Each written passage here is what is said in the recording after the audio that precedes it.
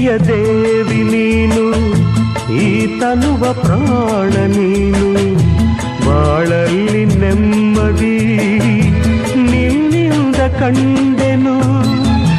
ನೀ ಅಳಲು ನೋಡಲಾರೆ, ನೀ ಇರದೆ ಬಾಳಲಾರೆ, ನನ್ನಲ್ಲಿ ಕೋಪವೇ ನಿನಗೆ ಬೇಡವೇ.